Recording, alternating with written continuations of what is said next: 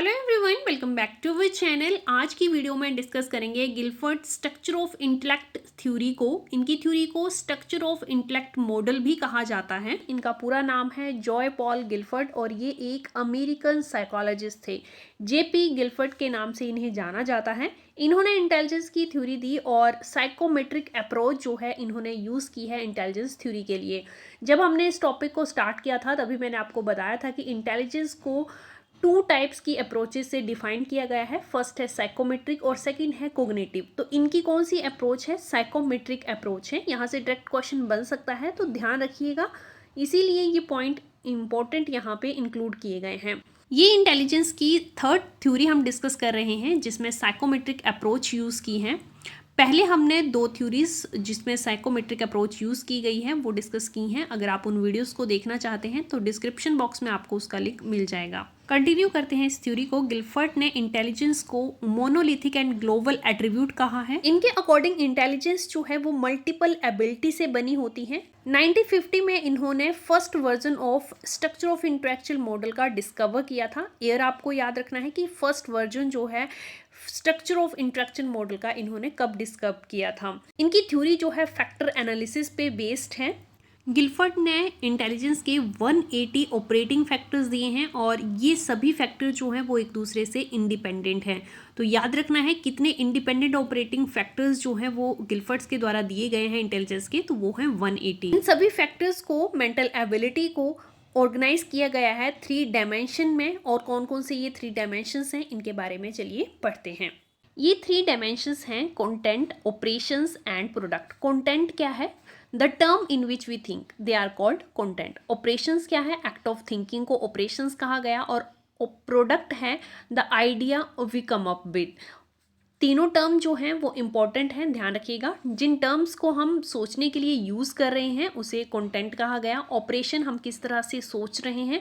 Product जो final आपकी outcomes आई है उसे प्रोडक्ट कहा गया। ये 3 डायमेंशंस जो हैं इस मॉडल में यूज़ किए गए और सभी जो फैक्टर्स हैं 180 फैक्टर उनको इनमें ऑर्गेनाइज किया गया, इनमें मैनेज किया गया।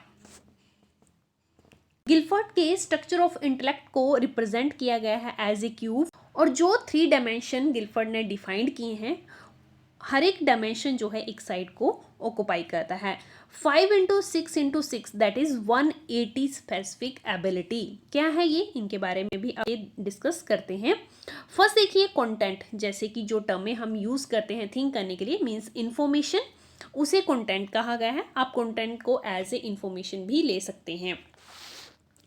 कितनी टाइप की इंफॉर्मेशन होती है? 5 टाइप्स की इंफॉर्मेशन होती है। मींस कंटेंट को फर्दर 5 टाइप्स में डिवाइड किया गया है। ऑपरेशंस हैं आपकी जनरल कॉग्निशन एक्टिविटी जो आप करते हो, किस तरह से सोचते हो, उसे ऑपरेशंस कहा गया। और ये होती हैं 6 टाइप की थिंकिंग प्रोसेसेस। यहाँ पे देखिए 5 इंटू 6 इंटू 6, 5 क्या है यहाँ पे? 5 टाइप की इंफॉर्मेशन है, 6 टाइप की आपकी थिंकिंग प्रोसेस है, 6 type of thinking process. Then third is product. Product means आपके पास जो रिजल्ट आया है, आउटकम्स आया है, उसे प्रोडक्ट कहा गया है इस थ्योरी में, इस मॉडल में। तो यहाँ पे रिजल्ट जो है वो, आउटकम्स जो हैं वो भी 6 टाइप्स की हैं।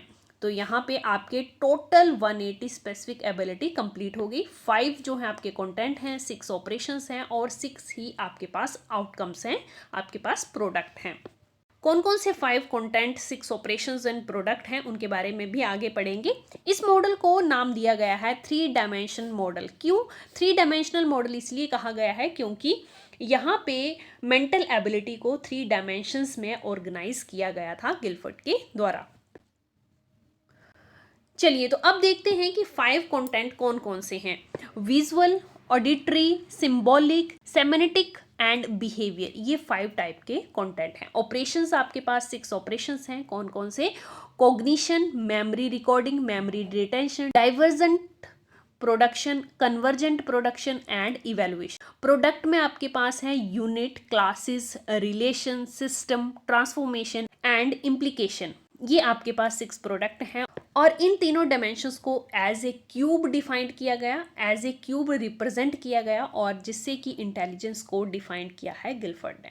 गिलफर्ड की थ्योरी को स्ट्रक्चर ऑफ इंटेलेक्ट मॉडल कहा जाता है, ध्यान रखिएगा।